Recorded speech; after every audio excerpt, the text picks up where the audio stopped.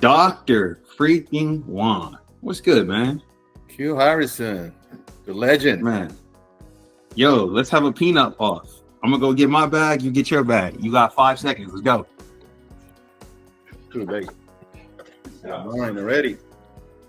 Only one. You got three.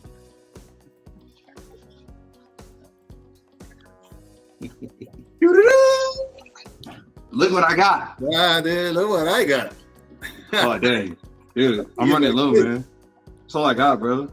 I'm out. Like two. That's all I got. That's it. That's all I got. Where do you get that from? Where do you get it? Where do you get it at?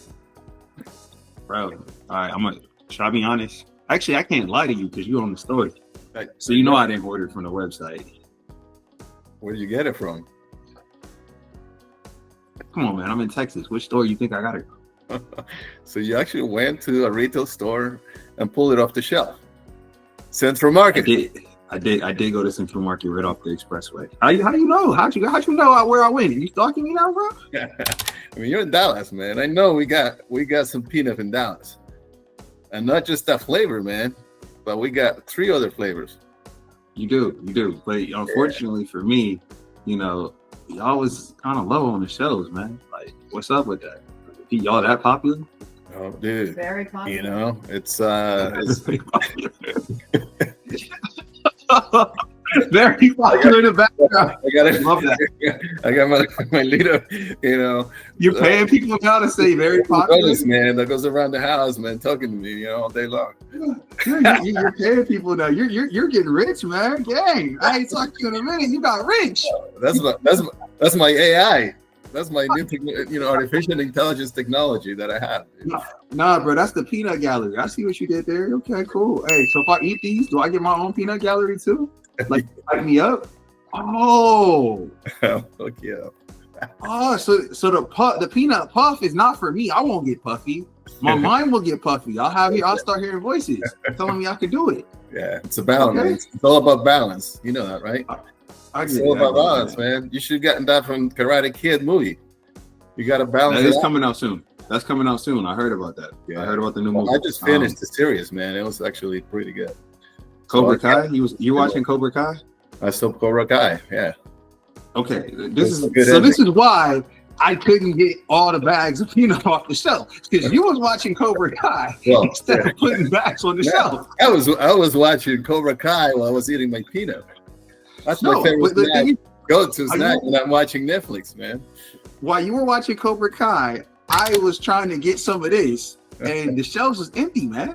So you gotta call Central Market instead of every time you watch Cobra Kai. You gotta call Central Market and say, "Hey, is the snacks on the shelves?" Like, you know what it is, dude? We use distributors to bring the product into the shelves, and they miscalculated the amount of people that were buying this stuff. Yo, let's talk about that, because you broke into retail and you did it all on your own. You said you got distributors, but largely you hustled to get all those distributors, right? Yeah. There's no better sales guy than the founder. It's all about the heart, the passion that we put into it.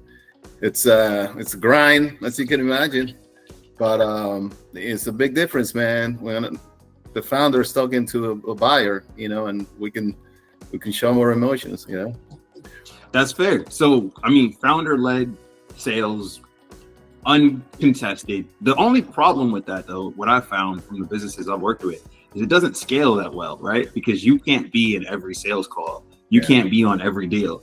And so as you start to grow, you experience some really hard questions and tough situations, because you're like, oh, we've got a meeting with the president in Oklahoma. We've got a meeting with the CEO in New York. How are you supposed to be in both places? That's where AI comes in, man. You should know that better. I was praying and hoping that the AI wouldn't get you, man. You're the proud Honduran man, the legend, 50 years old, ripping your shirt off, and you gonna sit here and listen to AI, bro? I know. The reality is, man, there's no substitute for you for the real person, man. And I go into all those calls, man. I take those calls because those are the important calls. Now, once the product's on the shelf, we do regular check-ins with the team, myself. But I want to make sure that the distributor is doing their jobs, right? Because the distributors are the ones that are going to get the orders, and the distributors are the ones that are going to do the forecasting to make sure that there's enough product in their warehouses so that when the store orders, they have product to sell. And I think that's where, we had a little bit of an issue over a central market because there was a little bit of misforecasting. But now we're back, man. We're back. So we're going to the shelves right next week, man. We should be fully stocked, bro. I'll be there. I'm gonna put some heart to that stock. What I'm gonna do is I'm gonna go in. I'm gonna get my first 3 bags, like I always do, doing content, run around, do all that. Then I'm gonna go back, and when I double back, that's when I get a few more bags, and that's where you start to hurt.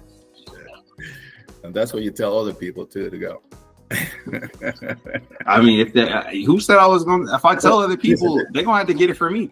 I mean, it's a better deal, right? If I know you're struggling with supply, I got a good idea for any kid that's watching this or anybody that needs a small business idea. They just want to make a few dollars. The product's good, right? Like I'm gonna go through my last bag here on the call because it's that good. Like you can't just hold on to it for a second. But Dr. Juan, I'm getting weak, man. I'm getting weak. You should know, man, that we use the best quality film packaging out there, and that's why it's hard to get open sometimes. This product, man, is the freshest product you can get. That's why sometimes it's a little harder to just open it.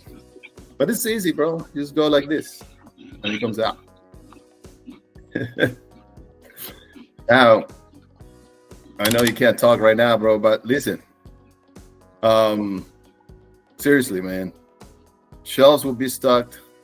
You gotta go out there, man. Get the other flavors too, bro. Because you know that we have a delicious barbecue. In case you're into savory, you know that we have a cheddar jalapeno, and of course we have the cocoa and the cinnamon. All right. Of course, I know this. I've been doing a taste test with the people, man, and like people won't shut up about P-nuff. Like they love it. You haven't been on all of the calls, but one of the things that I think is super fascinating from the dietitians is everyone's mesmerized by how few ingredients are in the actual product.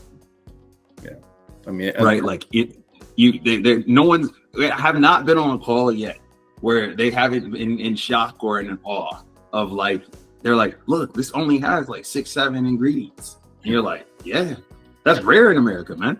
True, and here's the problem. Like that's the biggest challenge for us. I'm a scientist. I'm a product developer, right? Mm-hmm. And I went to school just to learn how to make food better, right?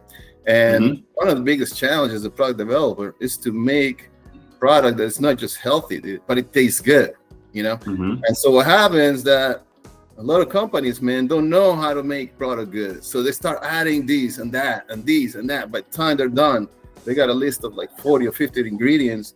Most of them are probably harmful for you, but addictive in some way, right? And so they launched the product, but it tastes good. But it's good for you? Probably not. Dr. Juan, this is why you depress me, man. This is why I had to take a break from you for like 3 weeks, bro. Because every time I talk to you, I think I'm eating clean, and I'm really not. So I go to shop at Trader Joe's, and you're like, I'm not eating clean. Because when I go to Trader Joe's, man. We're a little closer, man. Let me see what you're eating from there. Are they gummies? What are those? The Scandinavian? What? That's sugar. That's a sugar bomb you're having over there, man. All about food. We talk about sugar so many times in this podcast, bro. You should know better. And now you're telling me you're also buying licorice twists? Come on, man. These are good. Have you not had these? These are really good. All right, now turn it around. Let me see what the nutritional fact look like. How much? All right, I'm gonna count. Skip the nutritional fact. How many ingredients? This is where this gets a little crazy. How many ingredients do you think are in natural licorice from Trader Joe's? Wow, I mean that's a very simple program. It's basically sugar, some gelatin, some flavor. There should be no more than 3 or 4. Dude, I counted 17 ingredients. Oh, yeah. And I didn't count the things in the parentheses. Yeah. Is that if it's in parentheses, does that mean it's 1, but it has 2, or how does that work? When it's in parentheses, it means they're calling it one thing, but it's actually composed of many other things. So, okay. You know what I'm saying? It's a cheese sandwich. Now it's made out of bread, It's got cheese. It's got mayonnaise. It's got whatever else they put in it. All right, so this is definitely a cleaner product. That's not a good food scientist, man. I would have made that product with 4 or 5 ingredients tops. Really? 7. I mean, but like they probably they put things in there to make it better, right? To make it tastier, so that it tastes better, but not necessarily so it's better for you. So you have. That's why P-nuff, man. That's why I created P-nuff. You know, and you know the amount of ingredients that we have in our product, right? I do. If you compare it to any other product like it, you'll see that we're at least half, if not, 1/3 of what the other people have out there. Well, that's a large way of how you stand out on the shelf, right? When I think about when I go and snack food, I mean, clearly, I bought the Pnuff. I bought the Trader Joe's licorice twist. I was stressed out, man. I had to have a moment, man. You could do a lot of other things. I crashed out on the candy. It's okay. I didn't skip any gym days or anything. It's been a while. I know I had to try it out again. It's been my first rodeo in 25. It's so good, man. I'm sure you'll be alive again tomorrow and the day after. So you're good. Okay. All right. So I mean, hey, at least I'm eating clean licorice twist. It could be a lot worse, man. It could be a lot worse. It's only 17 ingredients. But when I think about that now, and I start to think about how when I think about that in the ingredient side, I start to think about what I'm putting in my body, right? Because if I want to look like you at 50, I need to actually be considering what I'm putting in at 20, 30, and 40. And that doesn't just start with like the whole food you eat. It actually extends to the snack foods that you consume and all the things too that I mean, heck, I can't drink a mocha frappe every day, right? That's not going to help me out. Yeah, no, exactly. But so do you think that that's a large way that you stand out on the shelf though in the retailer? Like if I was starting a brand today and I wanted to get going, do you think it's a pro to only have like 6-7 ingredients and like people know what they are? Yeah, I mean, I'm thinking about myself, right? And when I go out shopping, looking for, if you see a new product, the first thing I'm going to do is turn around. I mean, the first thing you see, it calls your attention. Oh, that sounds kind of cool, right? That looks like something I could probably have, enjoy. Then you turn around and then you understand, okay, what are they doing here, man? What are they really doing here? What are they putting into the product? Is it like just garbage, or is there actually good positive nutrition that comes along with this? And that's what is going to make my decision to buy it or not. So I think people, today, man, are well more educated than, 20 years ago when I was developing products for all these large corporations, man. And people were never even asking about what's in it. They just wanted it to taste good, bro. So now people know and understand that less is better, ingredients that you recognize because you use them yourself in the kitchen, it's a good thing. If you read a chemical name in there that you're like, what the hell is this? It probably is not something that you should be having. So that was my whole idea about creating P-nuff, right? And that's why you're likely to see it. It's funny because you talk about standing up on shelf, right? Now we're at Whole Foods here in the Northeast and at Wegmans. Both of those stores are well known for being, natural. They actually give you questionnaires about your product to make sure that there's ingredients in there that they are approved for, because there's certain ingredients that they just won't allow it in the store. So that's the first pass, right? So that when you go to stores, at least it has gone through one pass of check from Whole Foods themselves. But we are also found in other retailers like ShopRite. ShopRite is not known for having all natural and healthy ingredients. They have a whole range of everything that you can think of, right? However, there's a section there still for us people that go to conventional stores and still look for something better, right? So we stand out there too, because now people are looking for something a little better than their regular chips. Now there's like, hey, I found this new P-nuff, man, and it looks like it tastes good. It's got less ingredients. I know and recognize every single ingredient. I'm gonna buy it. So, if it's well on shelf, no matter where it is, man. So tell me about this. You're in Wegmans, you're in Whole Foods, you're in Central Market, and many other retailers. the question I have in that regards is, does it help you to have a product that has few ingredients people easily understand, or do they seem not to care so much, or like, well, how do retailers respond to that? Yeah, I mean, like I said, man, Whole Foods, they pay attention to the ingredients, so they want to see ingredients that they approve.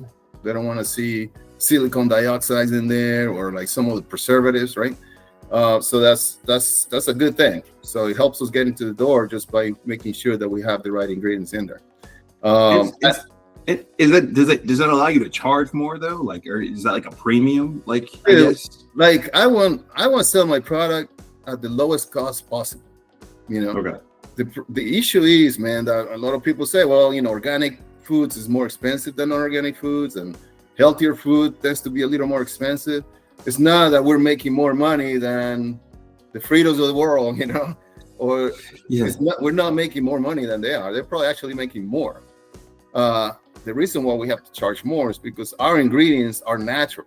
Natural ingredients are more expensive just by nature. So now we're using more expensive ingredients, and we got to account for that cost. So normally products that are organic and healthier are going to cost a little more for that reason. I mean, nowadays, right, when you think about the actual ingredients and the tariffs that are ensuing, does that change your retail expansion strategy, or like how does that impact your product production? It does impact, man, because man, we live in a world where we get ingredients from all over the world. We try to use mostly American-made ingredients, and they are, but there are a few here and there, man, that are coming from other countries. And when you're imposing the tariffs, those ingredients are going to go up. Now, who's paying? Who's going to at the end pay for it? Right? It's us, the consumers of that ingredient, and the end consumer who's going to purchase the product, because we're going to have to raise the price a little bit to account for that cost. So we Americans are the ones that are going to pay at the end of the day. Yeah, I mean, and that leads me to think, like, knowing you and knowing all that you put into the product, oftentimes if you raise the product, you're not raising it because of the cost of the ingredients. You're doing it because you're trying to compensate for some of the more expensive marketing engagements that you want to pursue. What's your take there? Like, I mean, do you think that if your product costs go up, do you have to dial back your marketing efforts, or is this something that you're considering right now? Yeah, I mean, a great question, bro, because here's one thing that we all small businesses have a challenge with, right? We don't have the big buckets that the big companies have. So we're not able to do an ad on TV. I mean, that would be completely out of budget for us to do.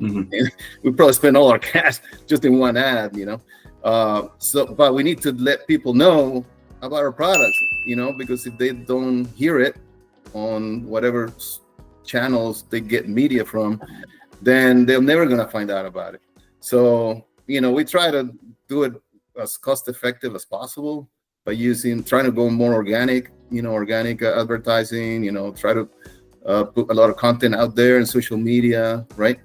And that at the end of the day, it keeps our costs lower, and of course it gets reflected on the product cost as well, man, because as long as we, are staying at a healthy level where we can actually have the right cash flow to continue to produce, then that's what's going to allow us to stay on shelf and be able to give you the products that you guys want, But that's fair.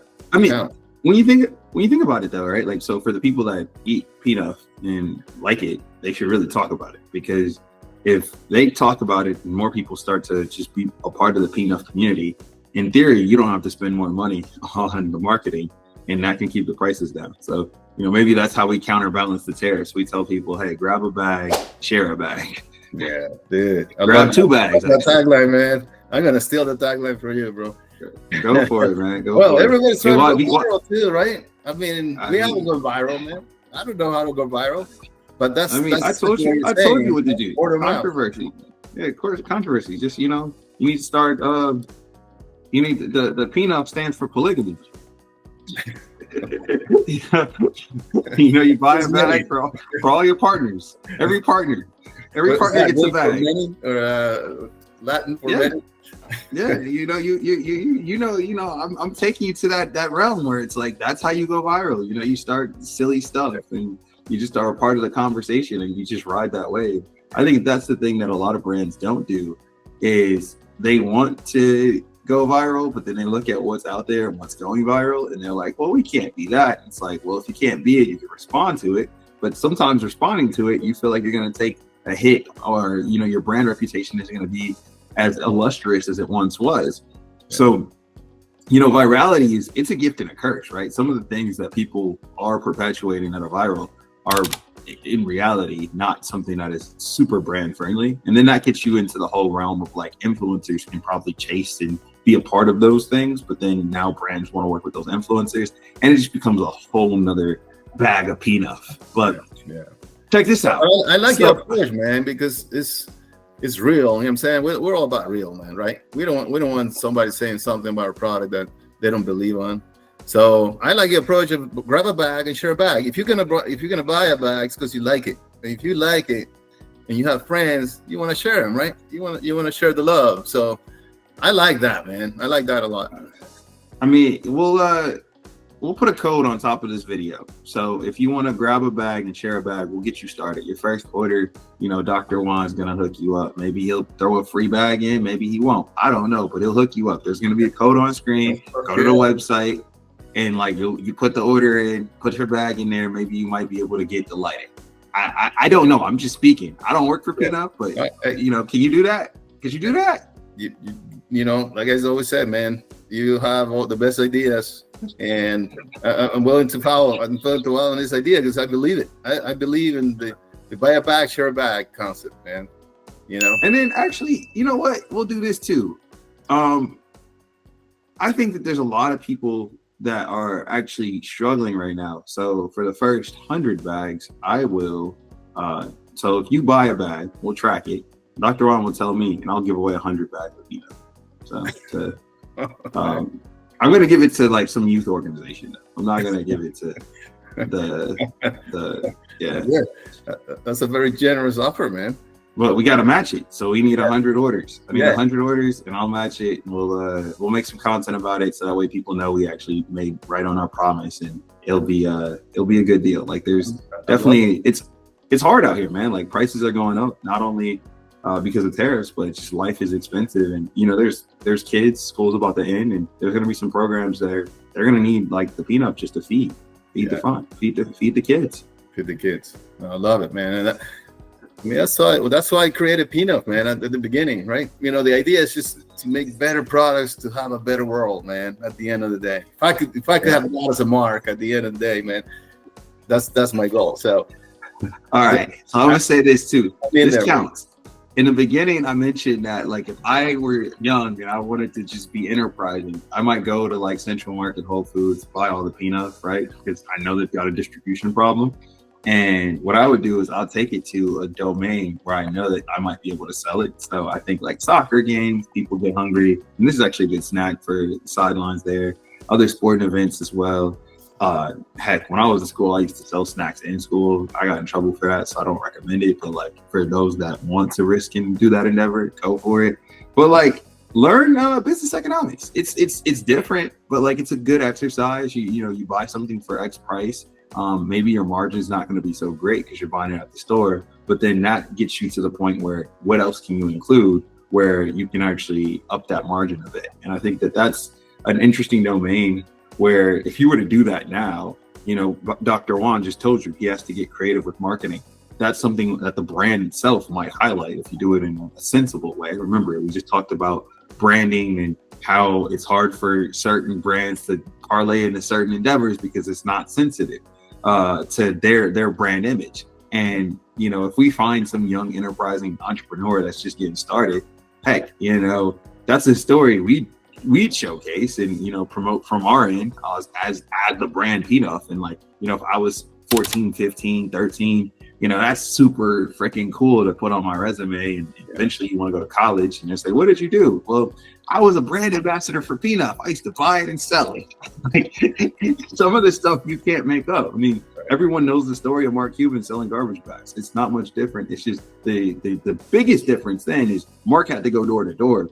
Now you can do it digitally, you can document it, you can have that relationship with the CEO, you can interface with someone like myself. Like, the optionality for you to get creative is just endless. And because it's endless, I think a lot of people have the paradox of choice where they just, they can't decide what to do because there's too many things to do. And I think right now, like, if you know that Dr. Juan has an incredible product, it's only about 6, 7, 8 ingredients depending on the flavor in the product. Go and figure out how you can get unique, get creative. Like, that would be my call to action, because it's not just one person that's going to solve this. It's going to be a community, and we listen to feedback. And I think that that's how he's gotten to this point, is he listens to the community. Heck, I remember the bag used to look different, and the community said a lot of things, and you changed the bag. And I'm sure there's a lot more stories that are similar to that. But I think right now is a point where the world is definitely changing, but Pnuff is remaining the same, and they do need more consumers. So go check it out. Grab a bag, share a bag, hey, promote a bag, sell a bag. Do all of that with the bag. It's that pyramid effect, right?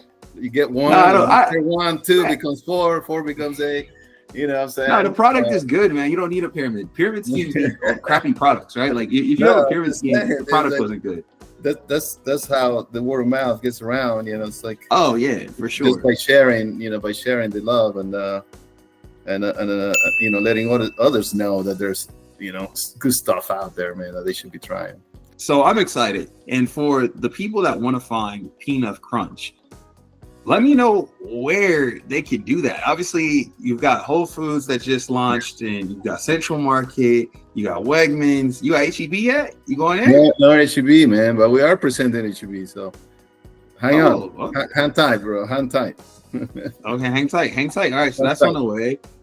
We can go online. We got a code that we're throwing up right now. That code, if you go buy up some bags, you'll be blessed, and I think that blessing is going to be good. I think I have to buy 100 bags, so help me get to my 100. If you buy 2, I buy 2. You see what I'm saying? So it works out.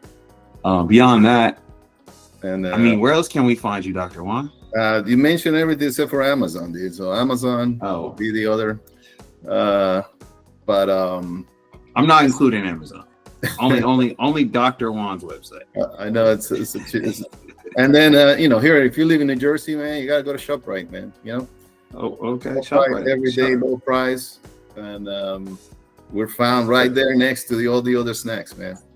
And then I think you're a Fairway Market too. Oh, yeah, man, Fairway. That's right. Yeah. Fairway, you out there too. If you're in New York City, man, you gotta go to Fairway. Pass the puff. And as you know, dude, right? You saw those guys, man. You remember the situation with the Zabs and the other guy, biceps, and they're all about protein, dude. Protein.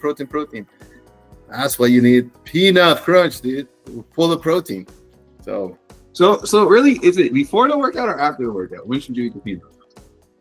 Bro, seriously, it's for any time of the day. And I tell you what, right? This is something I'm gonna get a little crazy here, bro. In the next for it. 30 seconds. But here's one thing that a lot of people have a misconception of. They think that muscle grows only after you work out, like immediately, right? They always think like there's a window, and if you miss that window, shit, man, I gotta wait until next day to work out again and consume my protein. The reality is, once you work out, your body will be basically hunger for protein for 24 hours. 24 hours, dude. So you want to feed your body protein all day long, man, all day long. So it doesn't matter if it's before, after, during, even 3 hours after your workout, before you go to sleep. Any of those times is the right time to have a peanut. And like the whole bag, or just really take like a 1/4 of the bag? What do you recommend? I recommend to eat as much as you want to eat. Okay. Most people eat the whole bag.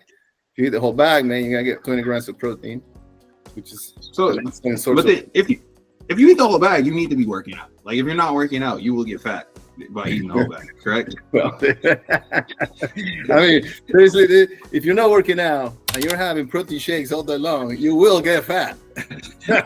I'm just making sure we specify that, because I don't want people to be like, I ate the peanut if I worked out. No, you have to work out a lot. Like you said, 20 grams. I get cracks me up because you see all these people, man, going to the gyms and sitting at the bar, and like they're hardly even working out. But they have the big, nice, you know, peanut butter and banana shakes. Yeah. They're probably over 1,000 calories a shake, but just because they're having it at the gym, they feel good about it. I mean, come on, right?